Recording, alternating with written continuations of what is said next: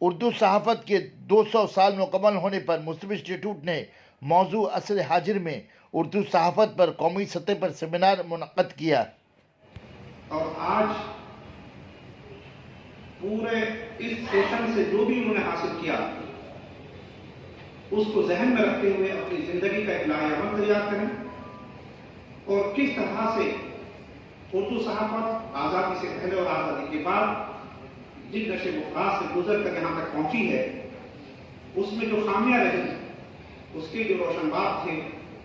اور اس میں کیا بہتر ہو سکتا ہے ان تمام باتوں پر یہاں روشنی ڈالی جا چکی ہے اور ڈالی جائے گی. اس طرح کی چیزیں نوٹ کریں اور اس کی روشنی میں ایک اپنا مستقبل طے کریں. تاریخی ورثہ ہمارے پاس موجود ہے, اتنا قیمتی سرمایہ ہمارے پاس موجود ہے, لیکن اس کے باوجود کچھ لوگ سازش کے بعد نہیں آتے. لیکن یہ ان لوگوں کی بات ہے جو ہندوستانی ثقافت میں صرف قبائلیت کا زہر شائع نہیں کر پایا تھا اور زبان و مذہب کے نام پر سیاسی قوت کا حصول معلوم مانا جاتا. یہ اہم بات ہے کہ مطلب زبان و مذہب کے نام پر سیاسی قوت کا حصول آج سب سے بڑی پرائرٹی بن گئی ہے. یعنی ہم صرف اس وجہ سے سیاست حاصل کر پائیں گے کہ ہم کوئی مذہبی شہرت ہو گئے,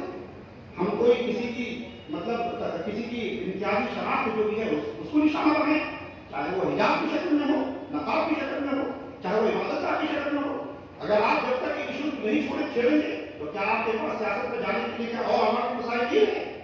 اس کا مطلب یہ ہے کہ ان لوگوں نے صرف تبارہ ناکاب بندیاں پیدا کر دی ہیں اور اس کو مزید گہری کرتے جا رہے ہیں.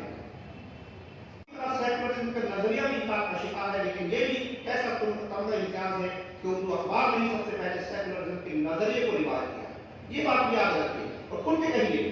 کہ اردو اخبار نے سب سے پہلے سیکولرزم کے نظریے کو رواج کیا ہے. یہ ان دنوں کی بات ہے جب سیکولرزم کے تصور سے ابھی ہندوستانی کام آشنا بھی نہیں تھے. اس کو روشناس کرانے والی شخصیت کا نام مولانا برکت اللہ غوثی ہے, جنہوں نے 1910 عیسوی میں ٹوکیو جاپان سے اسلامی فلم ٹیلیویژن نامی اپنا اخبار شائع کرنا شروع کیا تھا.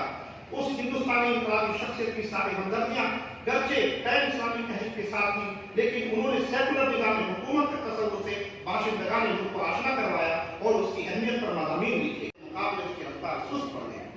آج یہ موقع پھر سے اردو صحافیوں کو حاصل ہو رہا ہے کہ وہ اس معیار کو بحال کر لیں, کیونکہ آپ ہندی اور انگریزی صحافت سیاسی زنجیروں پر مقید ہے اور نفرت کی سیاست کو بڑھاوا دے رہی ہے. یہی وقت ہے کہ وہ ثابت کر سکتے ہیں کہ ان میں حق گوئی کو بے باکی سے اپنی بات کہنے اور سیکولرزم کے اصولوں کو زندہ رکھنے کا وہی جنون باقی ہے جس کی داغ بین مولانا برکت اللہ غوثی نے ڈالی تھی. میڈیا کی یہ بڑی ذمہ داری ہوتی ہے کہ اس کا رویہ منصفانہ, اس کا طرز عمل غیر جانبدارانہ اور حقائق کو پیش کرنے کی تحریک کا لگاؤ اٹل اور غیر متزلزل ہو. آج جبکہ میڈیا چند طاقتور ہاتھوں میں سمٹ کر رہ گیا ہے اور ایک خاص سیاسی و سماجی نظریے کی تربیت اس کا خاص مقدر بن گیا ہے, ایسے حالات میں اردو صحافت کو اخلاقی بلندی کا وہی نمونہ پیش کرنا ہوگا جو اس کے بانی کا امتیازی وقت تھا.